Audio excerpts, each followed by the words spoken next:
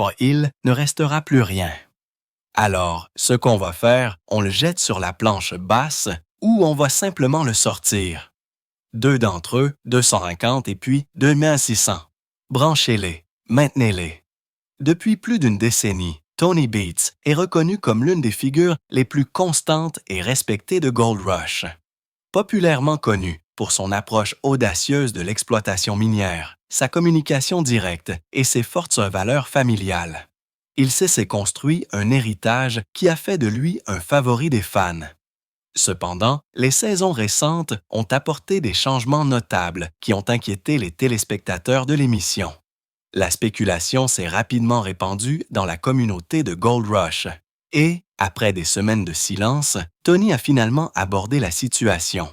Ce qu'il a révélé a confirmé ce que beaucoup craignaient, marquant un moment important de son histoire. Qui est Tony Beats? Tony Beats est un mineur d'or populaire et une personnalité de la télévision qui s'est fait connaître grâce à la série Gold Rush de Discovery Channel. Au fil des ans, il a gagné le surnom de Viking en raison de sa personnalité autoritaire dans l'émission, de sa façon de parler directe et de son style de leadership fort.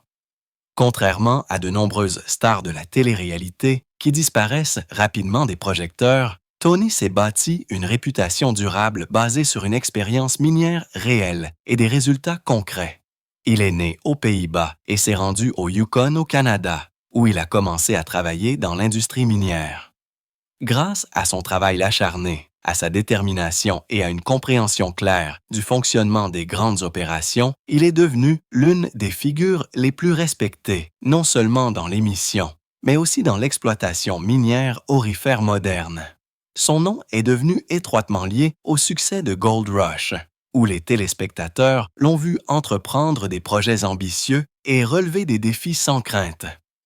Pour beaucoup de ses fans et des fans de l'émission, Tony représente le cœur de l'émission, le travail acharné, la prise de risque et la volonté de continuer à avancer, quelles que soient les conditions difficiles. Jeunesse en Hollande. Tony Beats est né le 15 décembre 1959 à Widenes, un paisible village agricole des Pays-Bas. Selon ses proches, il est issu d'une famille travailleuse qui dépendait de l'agriculture comme principale source de revenus. Selon Tony, grandir dans cet environnement l'a aidé à apprendre la valeur de la discipline, de la responsabilité et de la résilience dès son plus jeune âge. Comme la plupart des autres enfants de cette région, sa vie quotidienne tournait autour de levers matinaux, de travaux physiques et de soins de la terre et des animaux, ne laissant que peu ou pas de place à la paresse. Tony a également fait savoir que, comme chaque membre de la famille avait un rôle à jouer, il a rapidement compris que le travail passait avant tout. Au moment où il était adolescent, Tony avait déjà assumé de nombreuses responsabilités à la ferme, comme l'utilisation de machines, la manipulation d'animaux et la prise de décisions qui étaient souvent laissées aux adultes.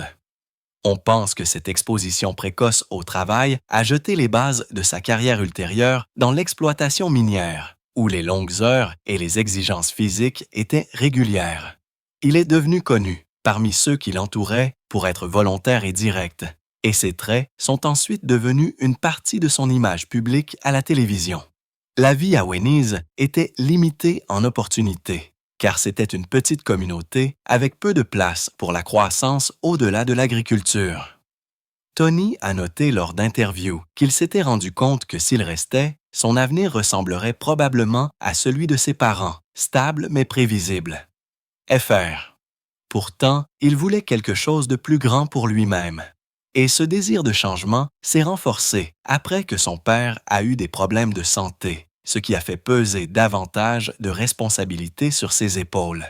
La situation l'a rendu plus mature, mais lui a également ouvert les yeux sur la difficulté de la vie agricole, sans de réelles perspectives d'avancement.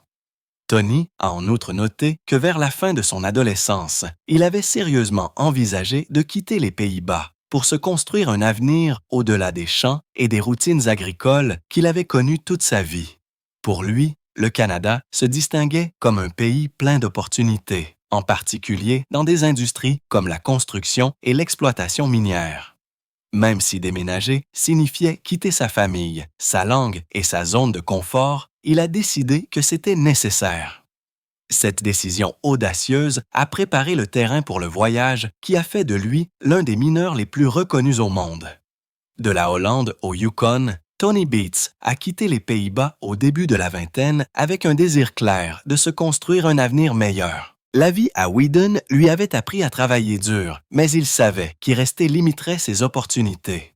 Le Canada, en revanche, offrait de l'espace, des ressources et la chance de repartir à zéro. Avec un peu plus que de la détermination et la volonté de travailler, il a hardiment décidé de quitter son pays d'origine et de commencer un nouveau chapitre de sa vie à l'étranger. Tony a souvent noté à quel point son arrivée au Canada l'avait confronté à un environnement complètement différent de celui auquel il était habitué. La langue, la culture et le mode de vie lui étaient inconnus et l'adaptation n'a pas été facile. Pourtant, il a commencé sa nouvelle vie en acceptant différents types d'emplois manuels, notamment dans la construction et dans des fermes. Ces emplois l'ont aidé à s'installer et lui ont donné un moyen de subvenir à ses besoins tout en planifiant sa prochaine étape. Tony a déclaré « La vie au Canada a été difficile au début, mais je n'ai jamais été du genre à abandonner. » Après un certain temps, Tony a déménagé au nord du Canada, au Yukon, une région connue pour son histoire minière et ses conditions difficiles. Cette décision a marqué le début d'un tournant dans sa vie. Le Yukon n'était pas pour les âmes saines sensibles, car c'était une région qui exigeait de la résilience, de la patience et la capacité de gérer à la fois les défis physiques et environnementaux. De nombreuses personnes qui ont tenté d'y exploiter des mines ont rapidement abandonné. Mais Tony a vu une opportunité là où d'autres voyaient une difficulté. Il a donc commencé à travailler pour d'autres mineurs, en utilisant cela pour apprendre les ficelles du métier et acquérir une expérience de première main.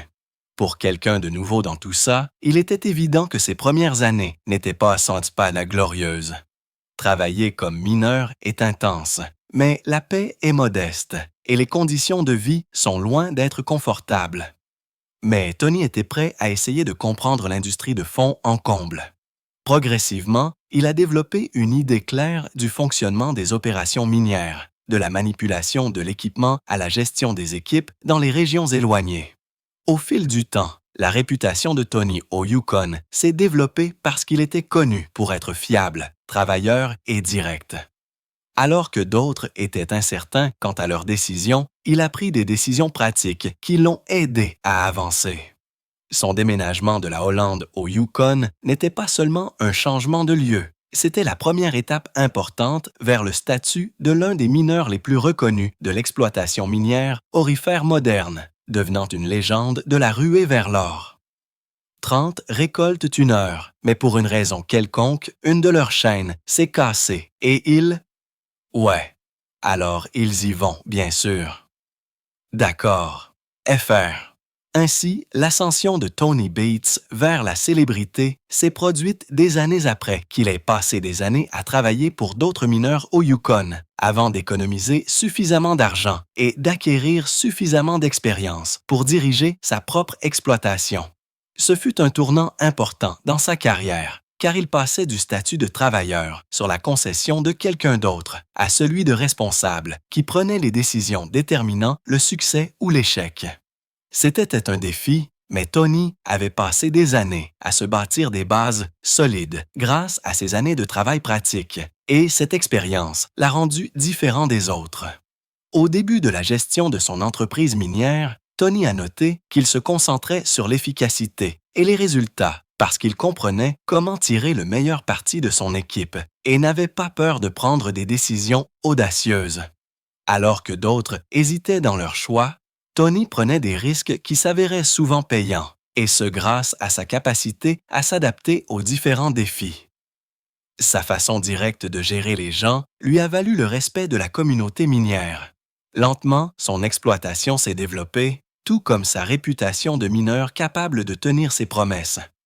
Sa vie a changé de manière significative lorsque Discovery Channel a lancé The Gold Rush, une série de télé-réalité qui suit des mineurs à la recherche d'or au Yukon en Alaska.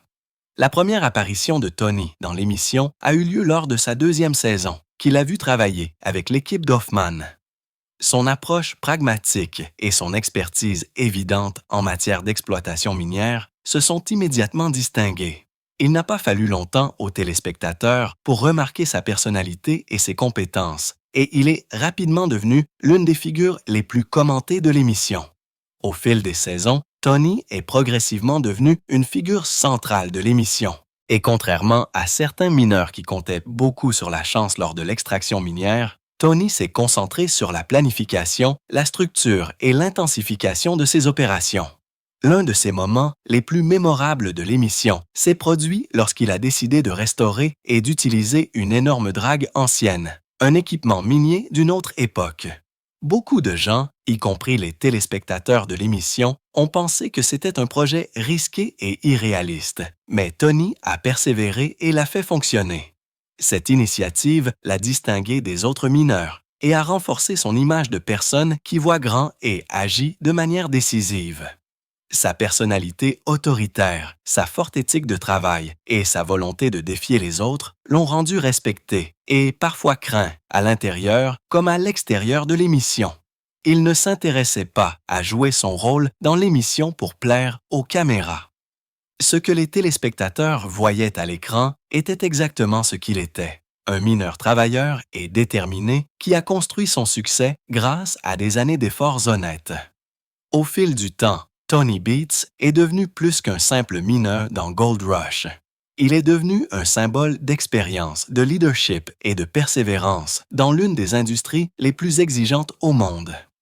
La carrière et les réalisations audacieuses de Tony Beets sont dues à sa forte personnalité, à sa façon de parler directe et à son apparence qui comprend souvent une barbe complète et des vêtements robustes rappelant les anciens explorateurs nordiques. Tony Beets a gagné le surnom de Viking. Plus important encore, ce nom montre également comment il aborde l'exploitation minière avec audace, discipline et la volonté de relever des défis que la plupart des autres éviteraient.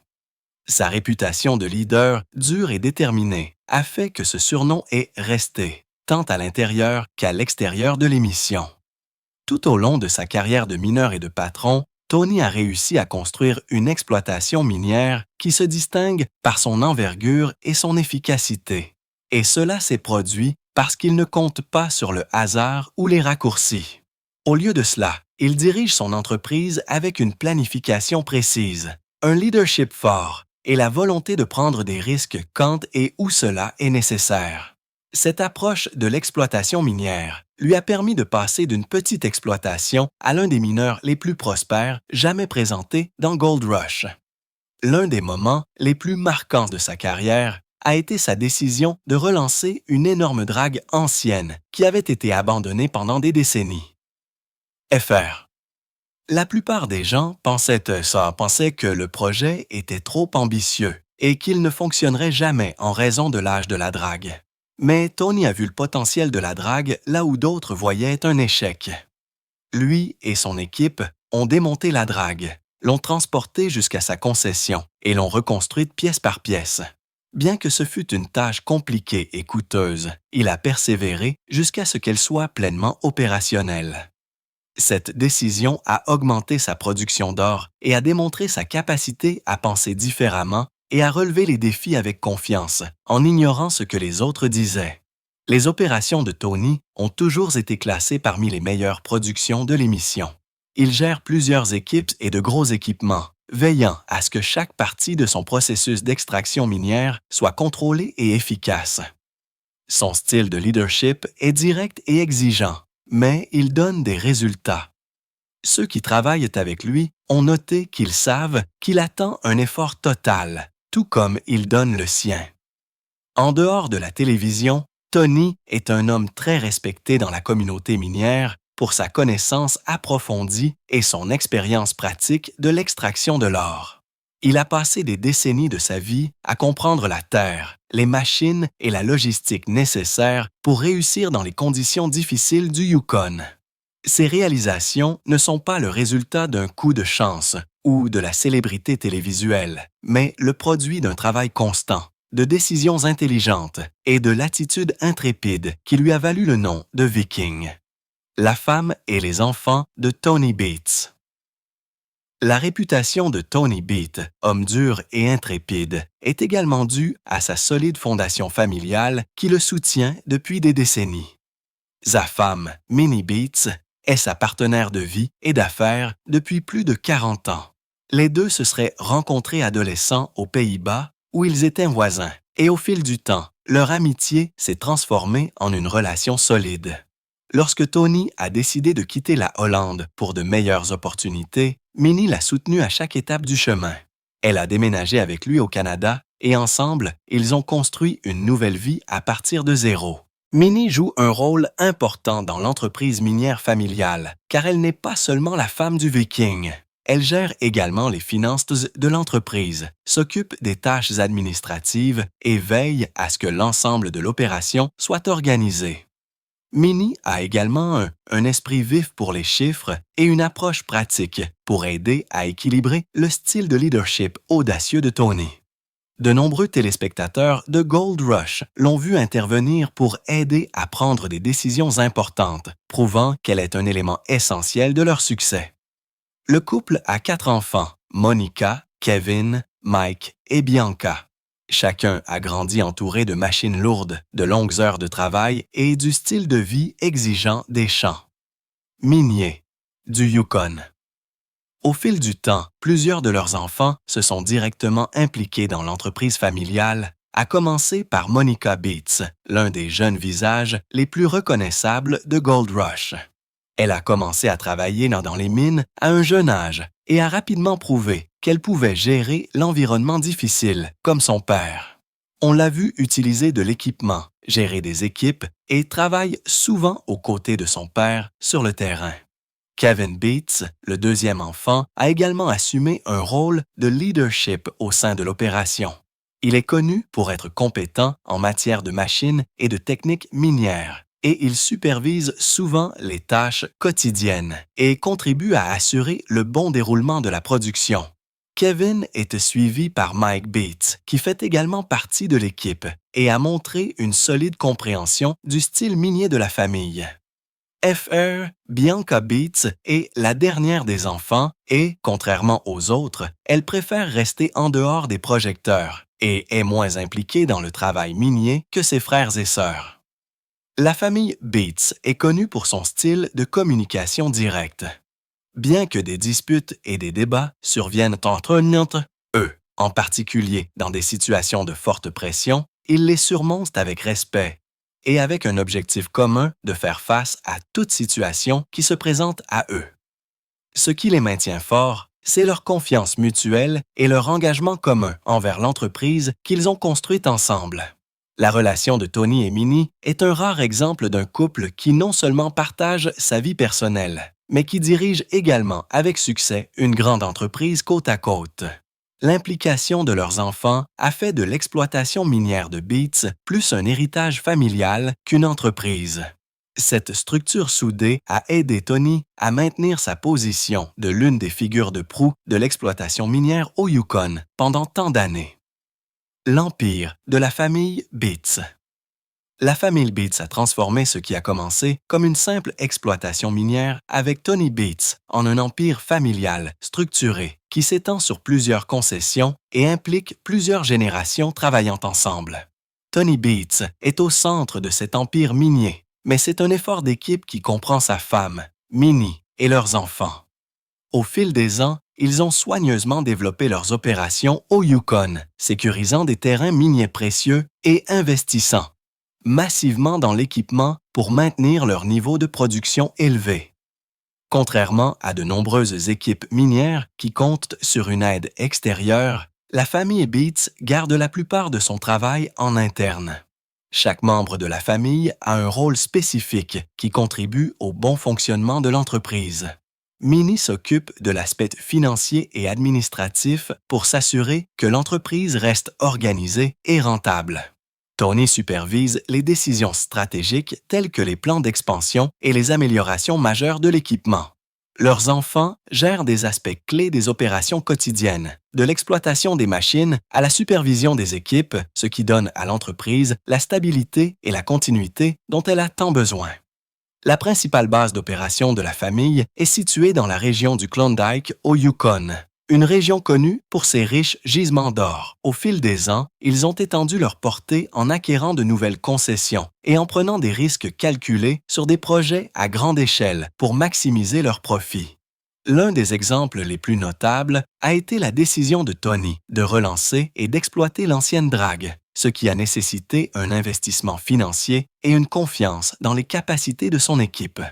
Ce qui distingue la famille Beats des autres qualités, c'est sa forte structure interne, qui se caractérise par le fait qu'elle ne dépend pas d'intermédiaires pour assurer le bon fonctionnement de ses opérations. Cela leur a permis de garder le contrôle total de leur entreprise et d'éviter les conflits quotidiens des partenariats externes. Leur approche de la gestion de cette entreprise a fait du nom Beats l'un des noms les plus respectés de l'exploitation minière au Yukon. L'empire familial a également gagné en reconnaissance publique grâce à leur présence constante dans Gold Rush, où les TSA, les téléspectateurs, ont vu leur travail d'équipe, leurs disputes, leurs résolutions de problèmes et leurs résultats, saison après saison, quelle que soit la difficulté. Cela a fait d'eux l'une des équipes les plus stables et les plus productives jamais présentées dans l'émission. Leur empire ne se résume pas à un gain financier. Il s'agit également de bâtir un héritage durable que leurs enfants et les générations futures pourront perpétuer. Les fans commencent à remarquer des changements.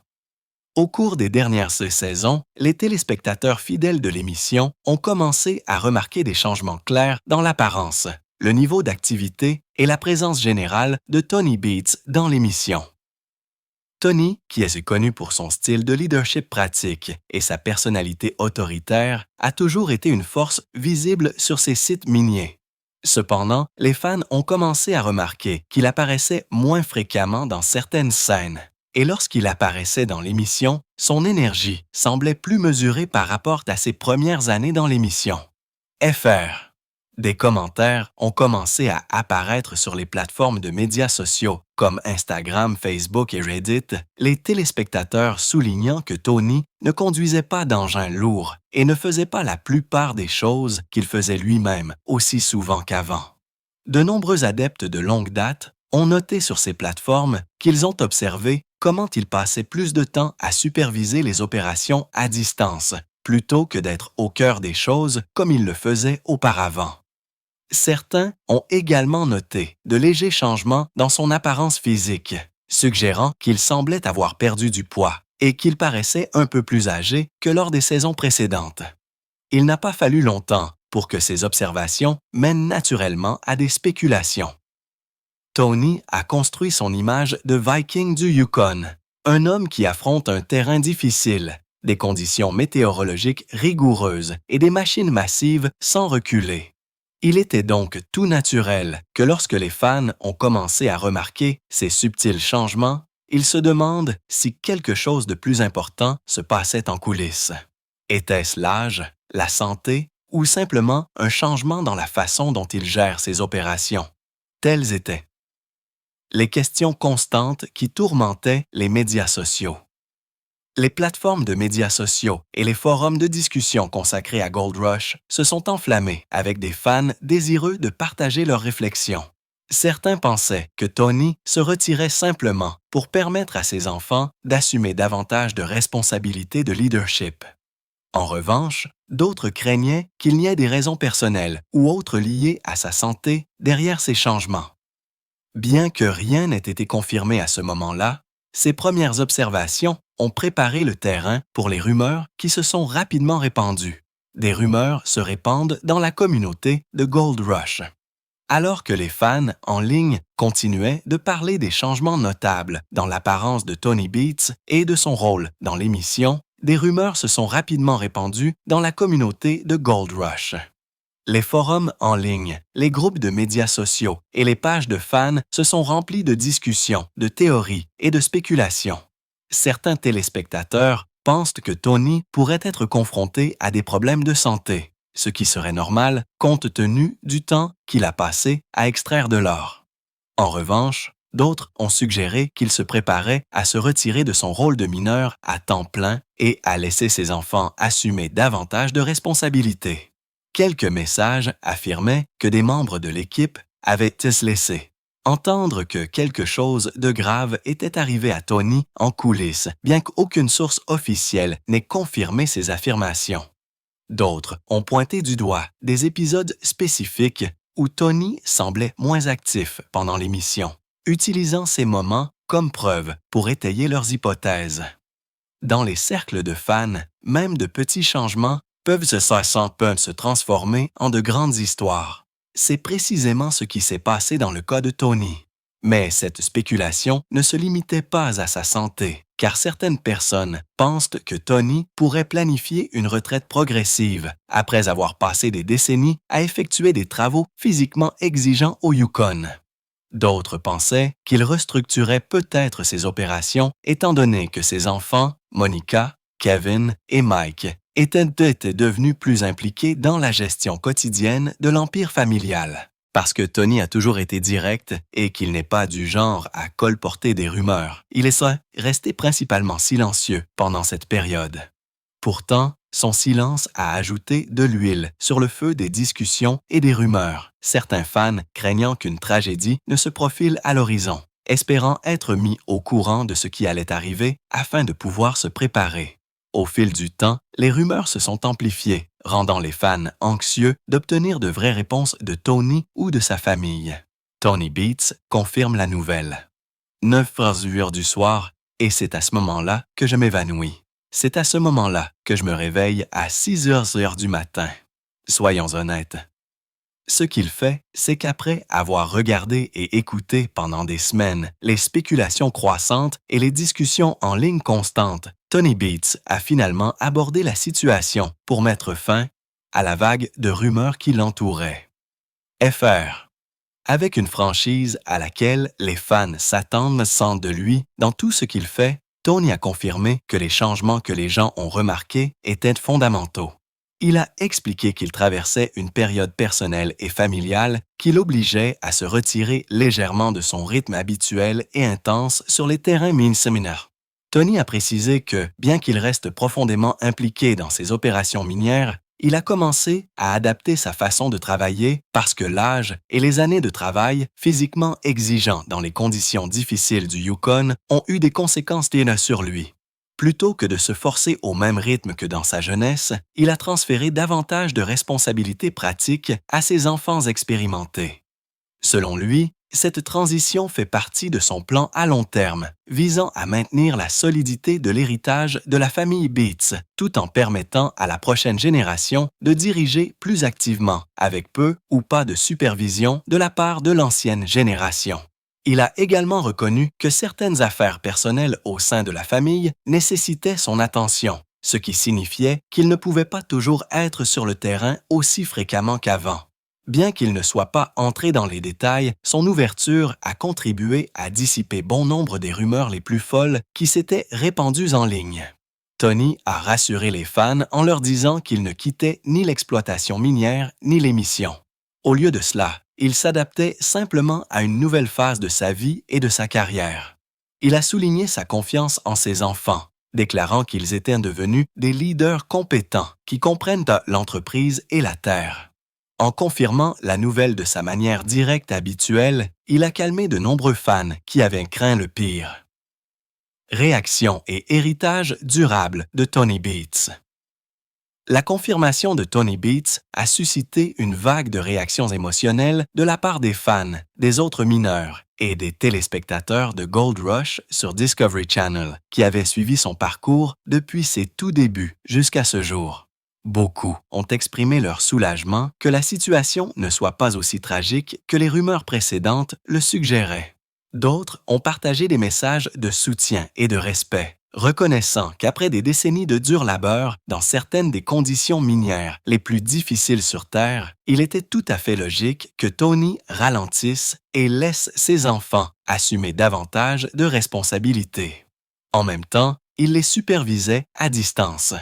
Au sein de la communauté de Gold Rush, la décision de Tony a été perçue comme un moment important, car il était avec eux depuis plus d'une décennie et était l'une des figures les plus constantes et les plus influentes de l'émission. Son style de leadership impeccable et audacieux, son approche directe et sa capacité à relever les défis ont établi une norme que de nombreux autres mineurs admiraient à l'intérieur comme à l'extérieur de l'émission. Les fans ont réfléchi à certains de ces moments les plus mémorables de l'émission, comme l'époque où il a restauré l'ancienne drague pour gérer plusieurs opérations massives et ont célébré l'héritage qu'il a bâti.